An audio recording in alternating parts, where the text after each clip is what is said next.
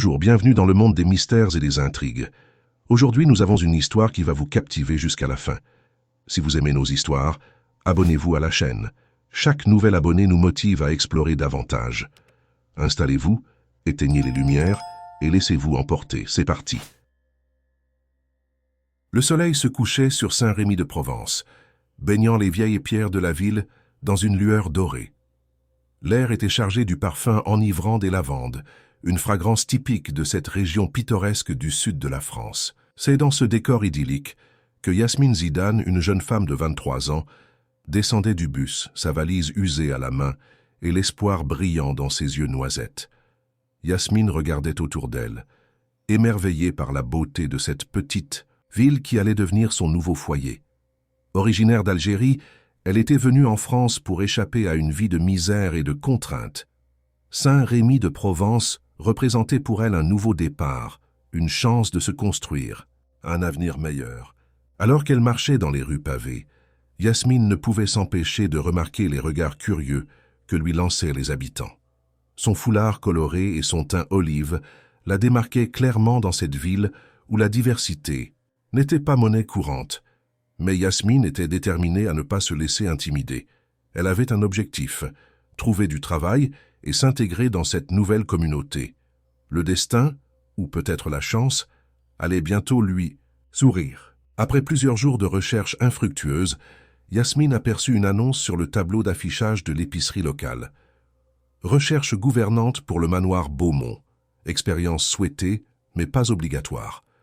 Sans hésiter, elle nota l'adresse et se dirigea vers le manoir. Le manoir Beaumont se dressait majestueusement à la périphérie de la ville, entouré de vignes à perte de vue. Yasmine s'arrêta un instant devant les grilles en fer forgé, intimidée par la grandeur de la propriété. Rassemblant son courage, elle sonna à l'interphone. « Bonjour, je m'appelle Yasmine Zidane. Je viens pour l'offre d'emploi de gouvernante, » dit-elle d'une voix légèrement tremblante. Après quelques instants de silence, la grille s'ouvrit dans un grincement. Yasmine remonta l'allée bordée de cyprès, son cœur battant la chamade. La porte d'entrée s'ouvrit avant même qu'elle n'ait eu le temps de frapper, révélant un homme d'une quarantaine d'années, grand et élégant. « Entrez, je vous prie, » dit-il d'une voix grave et chaleureuse. « Je suis Philippe Beaumont. » Yasmine fut immédiatement frappée par le charisme de Philippe. Ses yeux bleus perçants semblaient lire en elle, et son sourire chaleureux la mit instantanément à l'aise. Il la conduisit dans un bureau richement décoré, où ils s'assirent pour discuter de l'emploi. « Alors, mademoiselle Zidane, parlez-moi un peu de vous, » demanda Philippe en croisant les jambes. Yasmine prit une profonde inspiration. « Je suis arrivée récemment d'Algérie. J'ai travaillé comme femme de ménage à Alger pendant quelques années. Je suis travailleuse, discrète et je m'adapte facilement. » Philippe l'écouta attentivement, hochant la tête de temps à autre. « Et qu'est-ce qui vous amène à Saint-Rémy-de-Provence ?»« Je cherche une nouvelle vie, monsieur Beaumont. Une chance de recommencer à zéro, » répondit Yasmine avec sincérité. Un silence s'installa pendant lequel Philippe sembla réfléchir. Finalement, il sourit. « Eh bien, Yasmine, je pense que nous pouvons vous offrir cette chance. Le poste est à vous si vous le souhaitez. » Les yeux de Yasmine s'illuminèrent de joie et de gratitude. « Vraiment ? Oh, merci beaucoup, monsieur Beaumont. Je ne vous décevrai pas, je vous le promets. »« J'en suis convaincu, » répondit Philippe avec un sourire énigmatique. « Vous commencerez demain. Madame Rousseau, notre gouvernante actuelle, prend sa retraite. Elle vous montrera les ficelles du métier pendant une semaine avant de partir. » Alors que Yasmine quittait le manoir, le cœur léger et plein d'espoir, elle ne se doutait pas que sa vie allait bientôt prendre un tournant dramatique. Elle ne savait pas non plus qu'elle venait de mettre le pied dans un nid de vipères, où les apparences étaient trompeuses et où chacun cachait de sombres secrets. Les jours suivants passèrent comme dans un rêve pour Yasmine. Madame Rousseau, une femme âgée au visage ridé mais aux yeux vifs, lui enseigna les rudiments de son nouveau travail. La vieille gouvernante semblait avoir des yeux et des oreilles partout, connaissant les moindres recoins et secrets du manoir. « Ma petite, » lui dit un jour Madame Rousseau alors qu'elles nettoyaient ensemble le grand salon, « il faut que vous sachiez que travailler ici n'est pas comme travailler ailleurs. Les Beaumonts sont particuliers. Gardez toujours les yeux ouverts et les oreilles aux aguets. » Yasmine hocha la tête, intriguée par ces paroles mystérieuses. Elle commençait à comprendre ce que voulait dire la vieille dame. En effet, l'atmosphère du manoir était étrange, chargée de non-dits et de tensions sous-jacentes. Philippe Beaumont était rarement présent, toujours occupé par ses affaires en ville. Son épouse, Élise, une femme élégante mais froide, passait ses journées à organiser des événements caritatifs ou à recevoir les dames de la haute société locale. Yasmine ne pouvait s'empêcher de remarquer les regards glacials qu'Élise lui lançait parfois comme si sa simple présence l'offensait. Un soir, alors que Yasmine terminait de ranger la cuisine, elle entendit des éclats de voix provenant du bureau de Philippe. Curieuse malgré elle, elle s'approcha discrètement de la porte entr'ouverte. « Tu ne peux pas continuer comme ça, Philippe. » C'était la voix d'Élise, tremblante de colère. « Tes aventures vont finir par nous détruire. Pense à notre réputation. »« Calme-toi, ma chérie, » répondit Philippe d'une voix apaisante. « Tu sais bien que ce ne sont que des rumeurs sans fondement. Je ne ferai jamais rien pour mettre en péril notre famille ou notre position dans la communauté. » Yasmine s'éloigna rapidement, le cœur battant. Elle venait d'entrevoir une fissure dans la façade parfaite des Beaumont. Cette conversation allait-elle changer quelque chose? Elle n'en était pas sûre, mais elle sentait que les choses allèrent devenir plus compliquées. Les jours passèrent, et Yasmine s'habituait peu à peu à sa nouvelle vie. Elle appréciait son travail malgré l'atmosphère parfois pesante du manoir. Un matin, alors qu'elle faisait le ménage dans la bibliothèque, Philippe entra dans la pièce. « Ah, Yasmine, » dit-il avec un sourire chaleureux. « Comment vous adaptez-vous ?»« Très bien, monsieur Beaumont, » répondit-elle poliment. « Tout le monde a été très accueillant. » Philippe s'approcha d'elle, son regard intense fixé sur le sien. « J'en suis ravi. Vous savez, Yasmine, je pense que votre arrivée ici est une véritable bénédiction pour nous tous. » Yasmine sentit son cœur s'accélérer sous l'intensité de son regard. Elle ne savait pas comment réagir à ce compliment inattendu. « Merci, monsieur, » murmura-t-elle, baissant les yeux. C'est à ce moment-là qu'Élise entra dans la bibliothèque. Son regard passa de Philippe à Yasmine et une expression de colère froide traversa son visage. « Philippe, nous allons être en retard pour la réunion du conseil paroissial, » dit-elle d'une voix tranchante. Philippe s'éloigna de Yasmine comme s'il avait été brûlé. « Bien sûr, ma chérie, j'arrive tous deux. » Suite. Il jeta un dernier regard à Yasmine avant de suivre sa femme hors de la pièce. Yasmine resta immobile, troublée par ce qui venait de se passer. Elle commençait à comprendre que sa présence dans cette maison était en train de remuer des eaux, déjà troubles. Pendant ce temps, dans le petit café du centre-ville, les langues allèrent bon train. Madame Claudette Rousseau, fraîchement retraitée du manoir Beaumont, était le centre de l'attention. « Vous ne devinerez jamais ce que j'ai entendu », chuchotait-elle à son auditoire captivé. Il paraît que cette nouvelle gouvernante, la petite Algérienne, elle serait l'héritière d'une immense fortune. Les exclamations de surprise fusèrent autour de la table. « Comment est-ce possible ?» demanda l'une des dames. Madame Rousseau se pencha en avant, savourant son moment de gloire. On dit que son grand-père aurait fait fortune dans le pétrole, mais la famille aurait tout perdu pendant la guerre d'Algérie, sauf que maintenant, il semblerait que l'héritage refasse surface. Cette nouvelle se répandit comme une traînée de poudre dans la petite ville de Saint-Rémy-de-Provence. Bientôt, Yasmine commença à remarquer des regards curieux et des chuchotements sur son passage. Elle ne comprenait pas ce soudain intérêt pour sa personne, mais cela la mettait mal à l'aise. Un soir, alors qu'elle rentrait d'une course en ville, Yasmine fut abordée par un homme qu'elle n'avait jamais vu auparavant. Il se présenta comme Hassan Zidane, prétendant être un lointain cousin. « Yasmine, ma chère cousine, » dit-il avec un sourire qui n'atteignait pas ses yeux, « j'ai appris que tu étais en ville. Nous devrions parler de l'héritage familial, tu ne crois pas ?» Yasmine, surprise et méfiante, recula d'un pas. « Je suis désolé, mais je ne sais pas de quoi vous parlez. Je n'ai pas d'héritage. » Hassan eut un rire sans joie. « Oh, ma pauvre Yasmine, tu ne sais vraiment rien, n'est-ce pas? Nous devrions vraiment avoir une longue conversation. » Avant que Yasmine ne puisse répondre, une voix familière retentit derrière elle. « Tout va bien, Yasmine. » C'était Philippe Beaumont, qui venait de sortir de sa voiture garée un peu plus loin. Hassan jeta un regard méfiant à Philippe, avant de s'éloigner rapidement. « Nous nous reverrons, Yasmine, » lança-t-il par-dessus son épaule. Philippe s'approcha de Yasmine, l'air inquiet. « Qui était cet homme? Il vous importunait ?» Yasmine secoua la tête, encore troublée par cette rencontre étrange. Non, c'est juste, il prétend être un cousin dont je n'ai jamais entendu parler.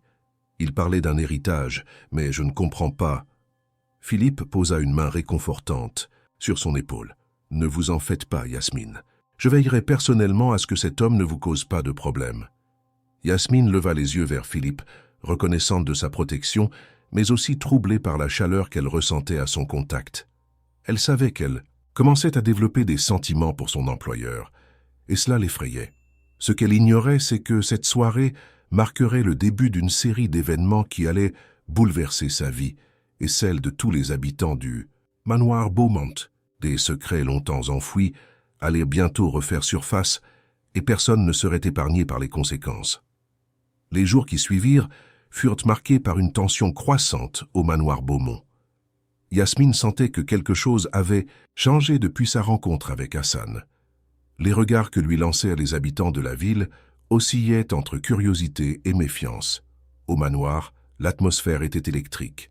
Un matin, alors qu'elle servait le petit déjeuner, Yasmine surprit une conversation entre Philippe et Élise. « Il faut qu'on parle de cette fille », murmurait Élise, les dents serrées. « Tu as entendu les rumeurs en ville? Un héritage, Philippe. Et si c'était vrai ?» Philippe soupira, passant une main dans ses cheveux grisonnants. « Élise, ce ne sont que des rumeurs. Et même si c'était vrai, en quoi cela nous concerne-t-il? »« En quoi cela nous concerne ?» siffla Élise. « As-tu oublié notre situation financière? Cette fille pourrait être notre salut, ou notre perte. » Yasmine s'éloigna discrètement, le cœur battant. Elle ne comprenait pas tout, mais elle sentait que sa présence au manoir était en train de devenir un enjeu bien plus important qu'elle ne l'aurait imaginé. Plus tard dans la journée, alors qu'elle rangeait le linge dans l'une des chambres d'amis, Yasmine entendit des pas dans le couloir. C'était Philippe. « Yasmine, » dit-il doucement en entrant dans la pièce, « j'aimerais vous parler un moment si vous avez le temps. » Elle hocha la tête, nerveuse. Philippe ferma la porte derrière lui et s'approcha. « Je suis inquiet pour vous, » commença-t-il. « Ces rumeurs en ville, elles pourraient vous attirer des ennuis. Si vous avez besoin d'aide, n'hésitez pas à me le dire. » Yasmine le regarda, touchée par son inquiétude apparente. « Merci, monsieur Beaumont, mais je vous assure que je ne sais rien de cet héritage dont tout le monde parle. » Philippe s'approcha encore, son regard intense plongé dans celui de Yasmine. « Vous pouvez me faire confiance, Yasmine, je veux vous protéger. » Avant qu'elle ne puisse réagir, il posa sa main sur sa joue. Le contact la fit frissonner. Elle savait que c'était mal, qu'il était marié, mais elle ne pouvait nier l'attraction qu'elle ressentait. « Philippe, » murmura-t-elle. Soudain, la porte s'ouvrit brusquement. Élise se tenait dans l'embrasure, le visage déformé par la colère. « Alors c'est comme ça ?» cracha-t-elle. « Je te laisse seule 5 minutes et je te retrouve avec la bonne. » Philippe s'écarta rapidement de Yasmine. « Élise, ce n'est pas ce que tu crois. » Mais Élise ne l'écoutait déjà plus. Elle se tourna vers Yasmine, les yeux brillants de rage. « Vous, sortez de ma maison immédiatement. Vous êtes renvoyée. » Yasmine, mortifiée, s'enfuit de la pièce, les larmes aux yeux. Elle courut jusqu'à sa petite chambre sous les combles, où elle commença à rassembler ses maigres possessions. Quelques minutes plus tard, on frappa doucement à sa porte. C'était Philippe. « Yasmine, je suis désolé, dit-il d'une voix basse. Ne partez pas. J'ai parlé à Élise, elle s'est calmée. Vous pouvez rester. » Yasmine hésita, partagée entre son désir de rester et la peur des conséquences. Finalement, elle hocha la tête. « D'accord, je reste. Mais peut-être que ce serait mieux si nous gardions nos distances. » Philippe acquiesça, un mélange de soulagement et de regret dans les yeux. « Bien sûr. Reposez-vous. Nous en reparlerons demain. » Cette nuit-là, Yasmine eut du mal à trouver le sommeil. Elle repensait aux événements de la journée, à la façon dont sa vie semblait avoir basculé en quelques semaines. Qui était vraiment Hassan? Que savait-il sur cet héritage mystérieux? Et surtout, que devait-elle faire de ces sentiments naissants pour Philippe? Le lendemain matin, l'atmosphère au petit déjeuner était glaciale. Élise ignorait ostensiblement Yasmine, tandis que Philippe semblait mal à l'aise. Yasmine servait le café en silence, essayant de se faire aussi discrète que possible. Soudain, la sonnette de la porte d'entrée retentit. Philippe se leva pour aller ouvrir. Quelques instants plus tard, il revint accompagné d'un homme en costume sombre. « Bonjour, je suis l'inspecteur Laurent Mercier », se présenta l'homme. « J'aurais quelques questions à vous poser concernant une affaire en cours. » Élise se redressa, soudain intéressée. « Une affaire. Quel genre d'affaire » L'inspecteur Mercier sortit un petit carnet de sa poche. « Nous enquêtons sur des mouvements. De fonds suspects, liés à un ancien compte bancaire algérien. Le nom de Zidane est apparu dans notre enquête. » Tous les regards se tournèrent vers Yasmine, qui sentit son cœur s'arrêter. « Je ne comprends pas, » balbutia-t-elle. « Je n'ai rien à voir avec ça. » L'inspecteur la regarda attentivement. « Mademoiselle Zidane, connaissez-vous un certain Hassan Zidane ?» Yasmine hocha lentement la tête. « Je l'ai rencontré il y a quelques jours. Il prétend être mon cousin, mais je ne le connaissais pas avant. » L'inspecteur nota quelque chose dans son carnet. « Je vois. Et que vous a-t-il dit exactement ?» Yasmine raconta brièvement sa rencontre avec Hassan, mentionnant l'héritage dont il avait parlé. Au fur et à mesure qu'elle parlait, elle voyait les expressions de Philippe et Élise changer, passant de la surprise à l'inquiétude. L'inspecteur Mercier écouta attentivement, puis se tourna vers les Beaumont. « Monsieur et Madame Beaumont, avez-vous remarqué quelque chose d'inhabituel ces derniers temps? Des visites suspectes, des appels étranges ?» Philippe et Élise échangèrent un regard. « Non, rien de particulier », répondit Philippe d'un ton qui se voulait assuré. L'inspecteur hocha la tête, peu convaincu. « Bien, je vais devoir vous demander de rester disponible pour d'éventuelles questions supplémentaires. Mademoiselle Zidane, j'aimerais que vous passiez au commissariat cet après-midi pour une déposition plus détaillée. » Après le départ de l'inspecteur, un silence pesant s'installa dans la salle à manger. Élise fut la première à le briser. « Eh bien, » dit-elle d'un ton acide, « il semblerait que notre petite gouvernante cache bien des secrets. » Yasmine sentit les larmes lui monter aux yeux. « Je vous jure que je ne sais rien de tout ça. Je suis aussi perdu que vous. » Philippe intervint, posant une main apaisante sur le bras de sa femme. « Élise, s'il te plaît, laissons Yasmine s'expliquer au commissariat. Nous ne devrions pas tirer de conclusions hâtives. » Élise se leva brusquement, renversant sa tasse de café. « Bien sûr, tu la défends encore. Je me demande bien pourquoi. » Elle quitta la pièce en claquant la porte, laissant Philippe et Yasmine dans un silence embarrassé. Plus tard dans la journée, Yasmine se rendit au commissariat pour sa déposition. L'inspecteur Mercier l'interrogea pendant des heures, lui posant des questions sur son passé en Algérie, sa famille, les raisons de sa venue en France. Yasmine répondit du mieux qu'elle put, mais elle avait l'impression désagréable que l'inspecteur ne la croyait pas entièrement. À la fin de l'interrogatoire, l'inspecteur Mercier la regarda gravement. « Mademoiselle Zidane, je dois vous avertir. Cette affaire pourrait être plus grave que vous ne le pensez. Si vous savez quoi que ce soit, même le moindre détail qui vous semble insignifiant, il est dans votre intérêt de nous en parler. » Yasmine hocha la tête, épuisée et inquiète. En sortant du commissariat, elle fut surprise de voir Philippe qui l'attendait dans sa voiture. « Je me suis dit que vous auriez besoin d'un peu de soutien, » dit-il doucement alors qu'elle montait dans le véhicule. Pendant le trajet de retour, Yasmine resta silencieuse, perdue dans ses pensées. Elle commençait à réaliser que sa vie ne serait plus jamais la même. Quelque chose de grand et de potentiellement dangereux était en train de se mettre en place. Elle était au centre de tout cela. De retour au manoir, Yasmine trouva Élise qui l'attendait dans le hall d'entrée. « Alors » demanda Élise d'un ton sec. « Qu'avez-vous dit à la police ?» Yasmine, fatiguée et à bout de nerfs, sentit la colère monter en elle. « J'ai dit la vérité, Madame Beaumont, que je ne sais rien de cet héritage ou de ces mouvements d'argent. Que voulez-vous que je vous dise d'autre ?» Élise s'approcha d'elle, menaçante. « Écoutez-moi bien, petite. Je ne sais pas ce que vous mijotez, mais si j'apprends que vous essayez de nous nuire d'une quelconque manière, je vous le ferai payer. »« Élise !» La voix de Philippe claqua comme un fouet. « Ça suffit, laisse Yasmine tranquille. » Élise se tourna vers son mari, les yeux brillants de rage. « Oh, bien sûr, Saint-Philippe vole encore au secours de la pauvre petite immigrée. J'espère que tu sais ce que tu fais, mon cher. Parce que si cette histoire explose, nous sommes tous finis. » Sur ces mots, elle quitta la pièce, laissant Philippe et Yasmine seuls. Philippe se tourna vers Yasmine, l'air profondément troublé. « Yasmine, je suis désolé pour tout ça. Je sais que ce n'est pas de votre faute. » Yasmine le regarda, sentant une vague d'émotions contradictoires l'envahir. « Monsieur Beaumont, Philippe, qu'est-ce qui se passe vraiment ici? J'ai l'impression d'être prise dans quelque chose qui me dépasse complètement. » Philippe s'approcha d'elle, hésitant. « Yasmine, Il y a des choses que vous ne savez pas. Des choses que je ne peux pas vous dire pour l'instant, mais je vous promets que je ferai tout pour vous protéger. » Avant qu'elle ne puisse répondre, la sonnette de la porte d'entrée retentit à nouveau. Philippe alla ouvrir, révélant le père François Durand, le prêtre local. « Philippe, mon ami, dit le père Durand d'un ton grave, nous devons parler, en privé. » Philippe jeta un regard d'excuse à Yasmine avant de conduire le prêtre dans son bureau. Yasmine resta dans le hall, le cœur battant. Elle avait la sensation désagréable que les murs du manoir Beaumont recelaient bien plus de secrets qu'elle ne l'avait imaginé. Cette nuit-là, alors que le manoir était plongé dans l'obscurité, Yasmine fut réveillée par des bruits de pas dans le couloir.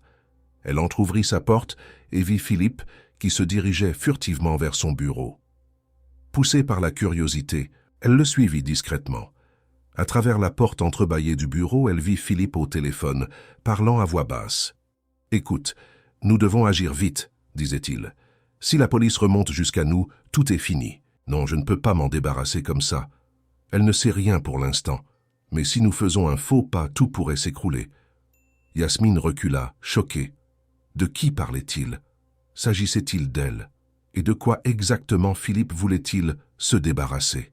Alors qu'elle retournait à sa chambre, l'esprit en ébullition, Yasmine ne se doutait pas que les jours à venir allaient apporter encore plus de révélations choquantes et de dangers mortels.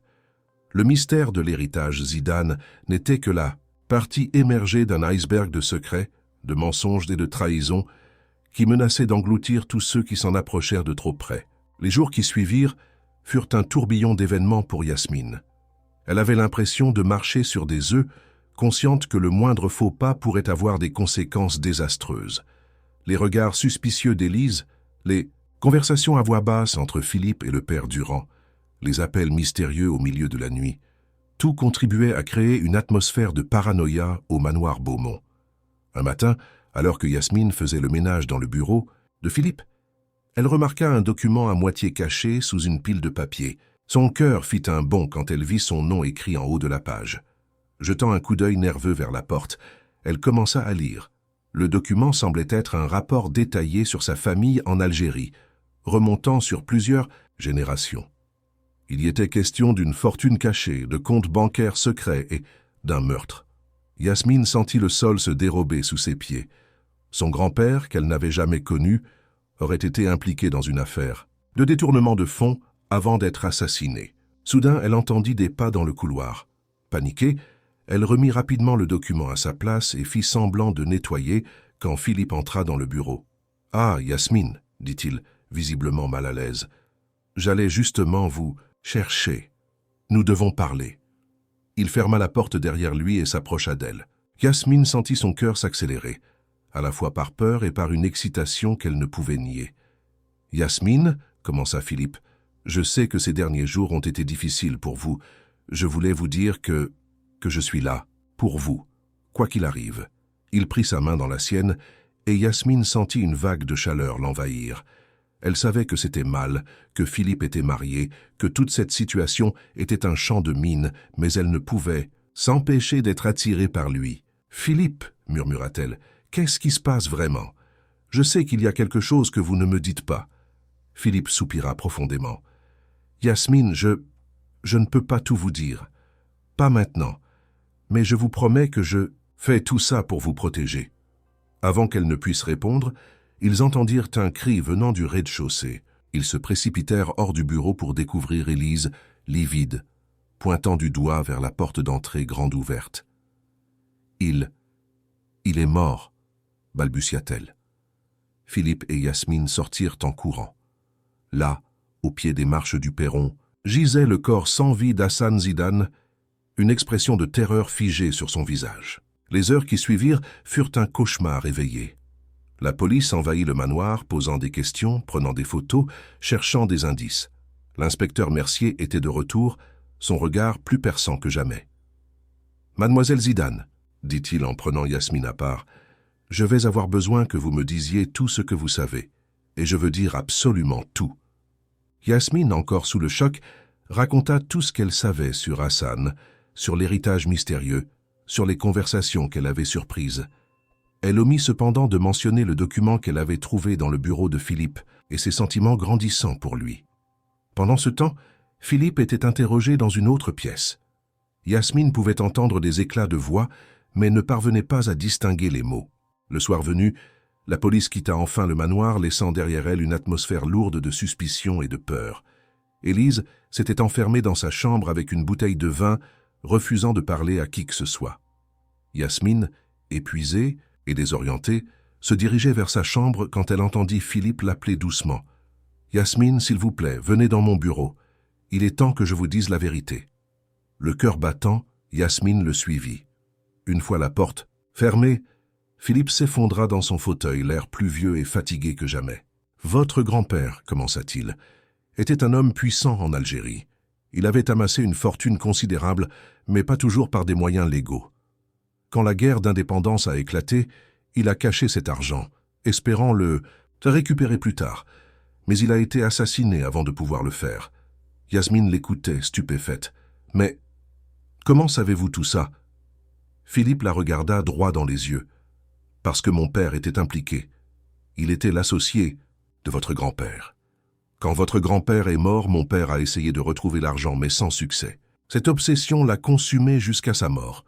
Il se leva et s'approcha d'elle. « Quand j'ai appris qui vous étiez, j'ai cru que c'était le destin qui vous envoyait à moi, que nous pourrions enfin résoudre ce mystère ensemble. » Yasmine sentit les larmes lui monter aux yeux. « Alors, tout ça c'était pour l'argent.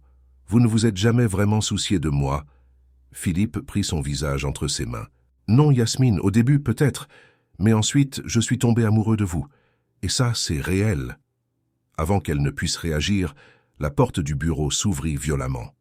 Élise se tenait là, un pistolet à la main, les yeux brillants de rage et d'alcool. « Alors c'est comme ça que ça se termine, cracha-t-elle.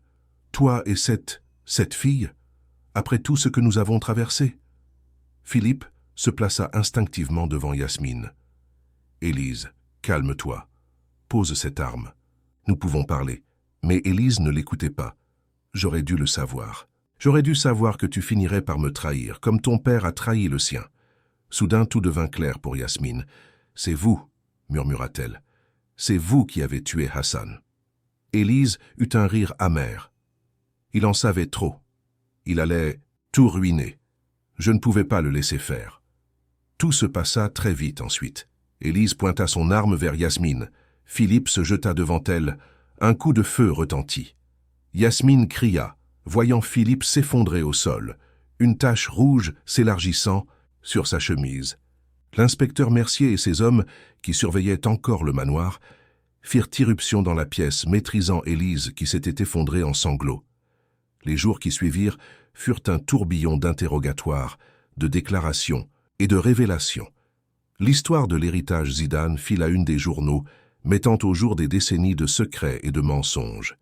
Philippe survécut à ses blessures, mais fut inculpé pour son rôle dans toute cette affaire. Élise fut arrêtée pour le meurtre d'Hassan et la tentative de meurtre sur Yasmine et Philippe. Quant à Yasmine, elle se retrouva au centre d'une tempête médiatique. L'héritage de son grand-père fut finalement retrouvé, faisant d'elle une femme riche du jour au lendemain. Mais cette richesse avait un goût amer. Quelques mois plus tard, alors que la poussière commençait à retomber, Yasmine se tenait devant le manoir Beaumont, prête à partir. Elle avait décidé de retourner en Algérie pour renouer avec ses racines et peut-être trouver une forme de paix. Alors qu'elle montait dans le taxi, elle jeta un dernier regard vers la fenêtre du bureau de Philippe. Il était là, la regardant partir. Leurs regards se croisèrent une dernière fois, chargés de tout ce qui aurait pu être, de tout ce qui ne serait jamais. Le taxi démarra, emportant Yasmine vers un nouveau chapitre de sa vie.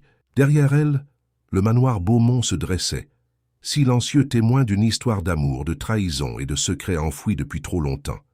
Alors que Saint-Rémy de Provence s'éloignait dans le rétroviseur, Yasmine réalisa que l'héritage le plus précieux qu'elle emportait n'était pas l'argent de son grand-père, mais les leçons durement apprises sur la confiance, l'amour et le poids du passé.